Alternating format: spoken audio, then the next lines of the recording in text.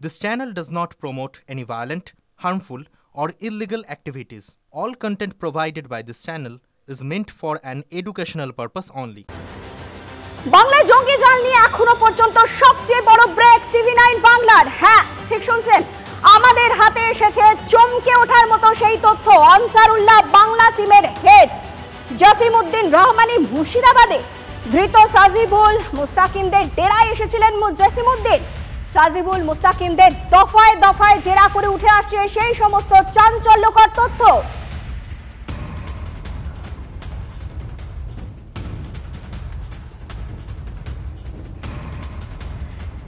এই মুহূর্তে এই তথ্য আরো বিস্তারিত জানাবার জন্য আমাদের সঙ্গে রয়েছেন তিনজন।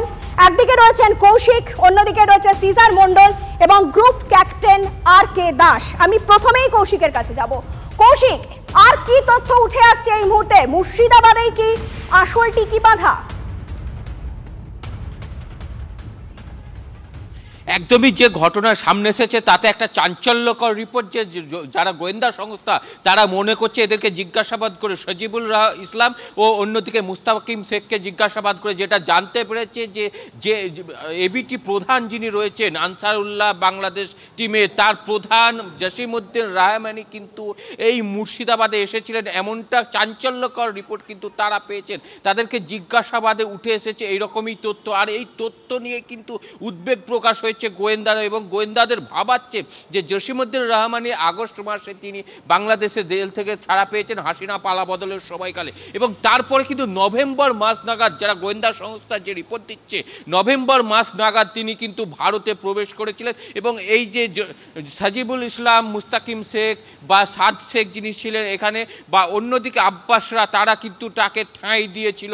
এবং কোনো একটা ভিড়ের মাঝে, কোনো একটা ভিড়মূলক অনুষ্ঠানের মাঝে তিনি কিন্তু লুকিয়ে গা ঢাকা দিয়ে এখানে এসেছিলেন, এবং যেসব নতুন যুবক তাদেরকে উদ্বুদ্ধ করে তাদের সঙ্গে যোগ দেওয়ার জন্য তাদের মগজ তোলাইয়ের মতো কাজ করেছিলেন, এমনটা মনে করছে গোয়েন্দারা। আজ সেই তদন্ত নেমেছে এবং তারা মনে করছেন জসিমউদ্দিন রহমানী পালিয়ে যেতে আদৌ পেরেছে কিনা সেই বিষয়টাও পাশাপাশি খতিয়ে দেখছে। তবে এই রিপোর্টের পর থেকে যেটা জানা যাচ্ছে সব থেকে বড় আতঙ্কের বিষয় হয়ে দাঁড়িয়েছে যে আরো বড় কোনো নাশকতার ছক ছিল, এবং এর সঙ্গে আরো জাল বিস্তার করা নাকি নাশকতার ছক কি ছিল এই আনসারুল্লাহ বাংলা টিমের হেড জাসিমউদ্দিন রহমানী, সেই নিয়ে কিন্তু এখনো পর্যন্ত দ্বন্দ্বে রয়েছেন গোয়েন্দারা। আমাদের অপর প্রতিনিধি সিজার মণ্ডল। সিজার, তুমি কেস স্টাডি করছো আনসারুল্লাহ বাংলা টিমের হেড জাসিমউদ্দিন রহমানী মুর্শিদাবাদে, এত চমকে দেবার মতো তথ্য। আর কি ব্যাকগ্রাউন্ড জানা যাচ্ছে জাসিমউদ্দিন রহমানী সম্পর্কে?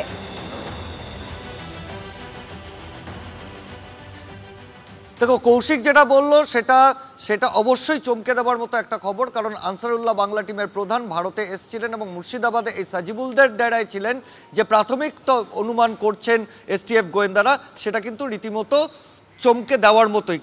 কারণ গত 24শে সেপ্টেম্বর মাসের তৃতীয় সপ্তাহে জাসিমউদ্দিন রহমানী প্রায় 10 বছর কারাগারে থাকার পর তিনি মুক্তি পান, জামিনে মুক্ত হন, এবং জামিনে মুক্ত হওয়ার পরে তিনি কিছুদিন, যেটা বাংলাদেশ সূত্রে জানা যাচ্ছে, তিনি বেশ কিছুদিন কাটিয়েছিলেন হাসপাতালে, কয়েকদিন কাটিয়েছিলেন, এবং তারপরে যেটা প্রাথমিকভাবে মনে করা হচ্ছে নভেম্বর মাসের দ্বিতীয় সপ্তাহে তিনি এখানে কয়েকদিন থেকেছিলেন।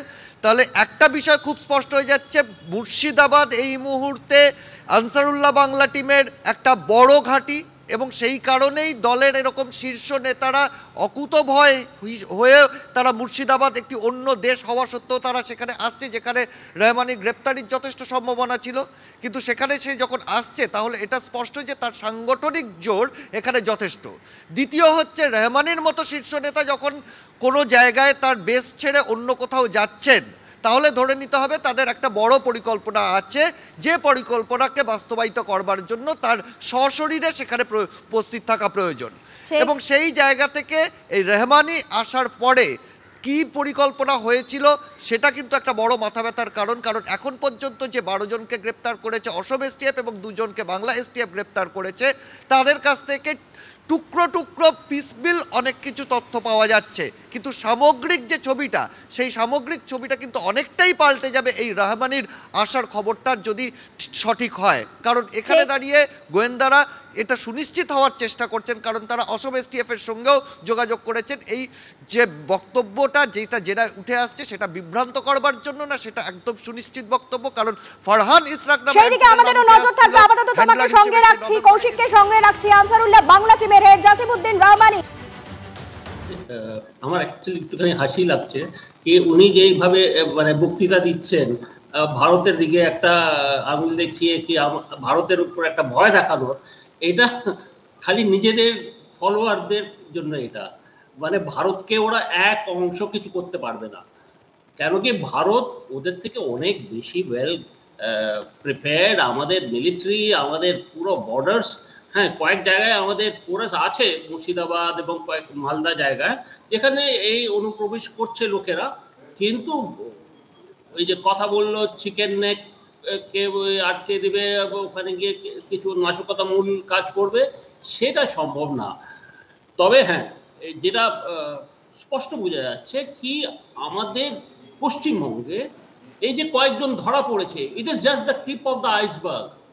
আমাদের কিন্তু অনেক আরো বেশি এটা মানে আগ্রহ, আরো বেশি we have to be persistent. কেন কি এই যে কয়েকজনকে ধরা পড়েছে এটা কিন্তু খুব অল্প, এদের জাল আরো বেশি।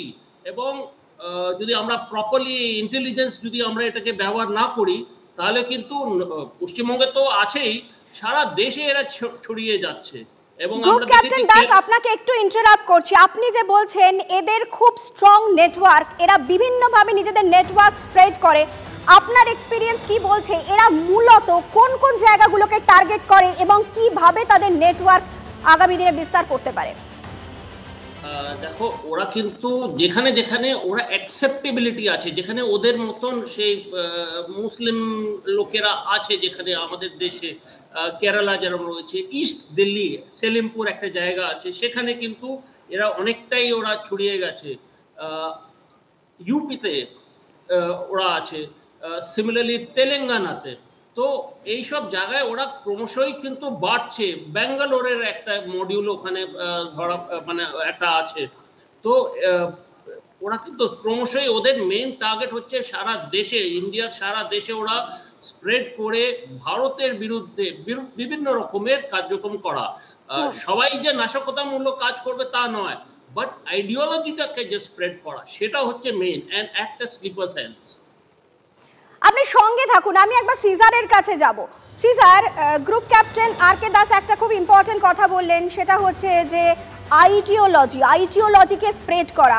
এই আইডিওলজিকে স্প্রেড করা, এই কাজটা যদি তারা সঠিকভাবে করে উঠতে পারে বা করে থাকে এতদিন পর্যন্ত, তাহলে হোয়াট নেক্সট? মানে এটা কোথাও গিয়ে কি মনে হচ্ছে যে একটা ইন্টেলিজেন্স ফেলিয়ার?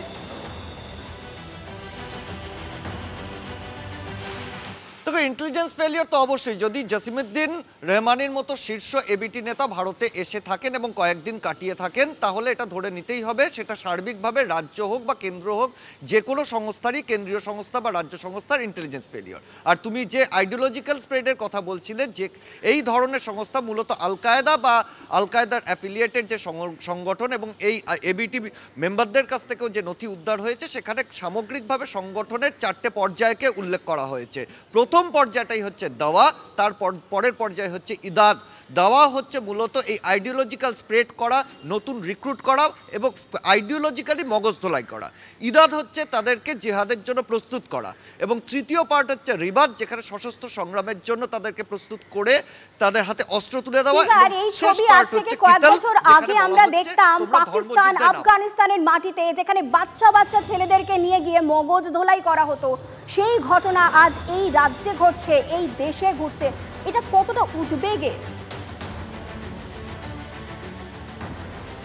দেখো, অবশ্যই উদ্বেগের, কারণ সাজিবুল বলো এবং সাজিবুল হোক, মুস্তাকিন হোক, এরা প্রত্যেকেই কিন্তু যেটা জানা যাচ্ছে তারা দীর্ঘদিন ধরে এই ধরনের কাজকর্মের সঙ্গে যুক্ত। একটা সময় তারা জেএমবির সঙ্গে যুক্ত ছিল। তাতে এটা স্পষ্ট যে তারা কিশোর বয়সেই তারা কিন্তু এই ধরনের যে কার্যকলাপ, সেই জঙ্গি কার্যকলাপ বা মৌলবাদীদের সংস্পর্শে এসে তাদের মগজধোলাই হয়েছে।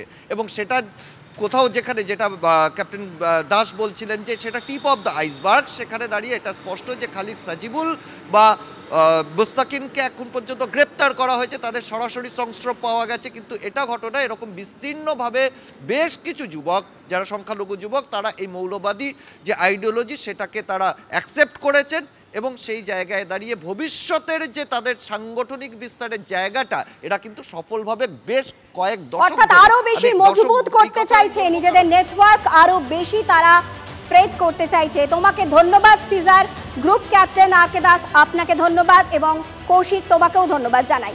এই যে গোটা ঘটনাকে নিয়ে কিন্তু একটা রাজনৈতিক টানাপোড়েন ইতিমধ্যেই শুরু হয়ে গেছে। শোনাবো রাজনৈতিক প্রতিনিধিরা কি বলছেন। সীমান্ত বিএসএফ ফেল করছে, ফলে এপাশে বাংলা, ওপাশে ত্রিপুরা, অসম, বিভিন্ন জায়গায় এসব বাইরের লোকজন ঢুকছে। সেন্ট্রাল আইবির উচিত এগুলো মনিটর করা, বিএসএফের উচিত আটকানো। তারা যদি না করেন কি করব? গত 2 সপ্তাহে যত জঙ্গি ধরপাকড় হলো দেখলাম 3টে রাজ্য থেকে হলো। একটা বিজেপি শাসিত রাজ্য আসাম, একটা আমাদের সরকার বামপন্থীদের সরকার আছে কেরালা, এবং তৃণমূলের সরকার আছে পশ্চিমবাংলা। 3টে রাজ্য থেকে।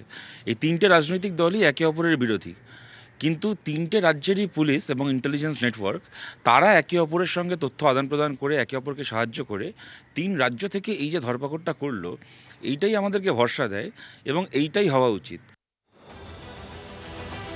আচ্ছা, এ তো গেল কিভাবে আনসারুল্লাহ বাংলা টিম অর্থাৎ এবিটি তাদের নেটওয়ার্ক এই রাজ্যে বিস্তার করছে, তাদের মাথা কিভাবে মুর্শিদাবাদে হুমকি দিচ্ছে তাদের এই রাজ্যকে। এবার একটু চোখ ফেরানো যাক পাসপোর্ট জালিয়াতি কাণ্ডের দিকে। রাজ্যে পাসপোর্ট জালিয়াতি কাণ্ডে আরো একজনকে গ্রেফতার করা হলো। কলকাতা পুলিশের হাতে গ্রেফতার ধীরেন ঘোষ। নদিয়ার মদনপুরে অভিযান কলকাতা পুলিশের। ধীরেন 10 বছর নাকি ইতালিতে ছিল। 2017 সালে ভারতে ফেরে, তারপর ধীরে ধীরে পাসপোর্ট জালিয়াতি চক্রে যোগদান করে।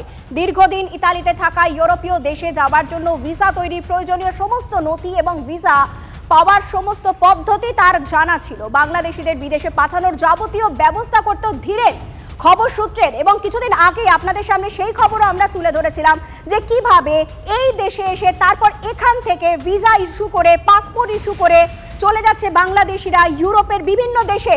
ভুয়ো পাসপোর্ট তৈরির পর ধীরেনের মাধ্যমেই অনুপ্রবেশকারীদের ভিসা পাইয়ে দিত মূল চক্রী মনোজ এবং সমরেশ। পাসপোর্ট জালিয়াতি কাণ্ডে মনোজ গুপ্তাকে জেরায় ওঠে ধীরেনের নাম। এখনো পর্যন্ত পাসপোর্ট জালিয়াতি কাণ্ডে ধৃতের সংখ্যা মোট 8।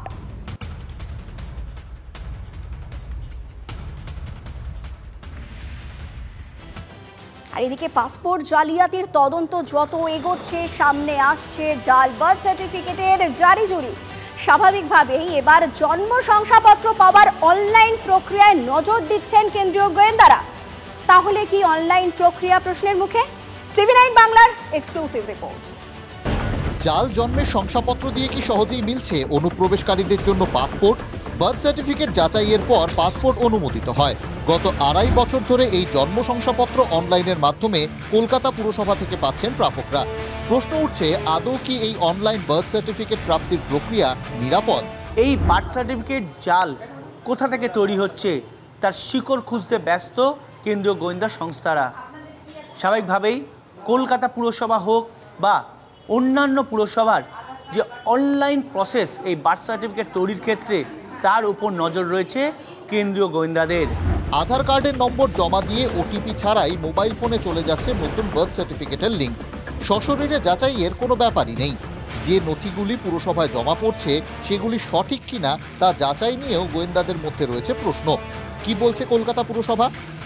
আমার মনে হয় যে এটা সিকিউর, তার কারণ পুরনো সংশয়পত্র হলে আমরা এটা দেখে নিই, ভালো করে চেক করা হয়, আর নতুনটা তো হসপিটালের থেকে ডাইরেক্ট লিঙ্ক করা হয়। এই যে প্রসেসটা যথেষ্টই মানে অল প্রুফ একটা পদ্ধতি, এখানে তো কোনো ম্যালাফাইড ইন্টেনশন নিয়ে কারোর কিছু করার সুযোগ কিছু নেই।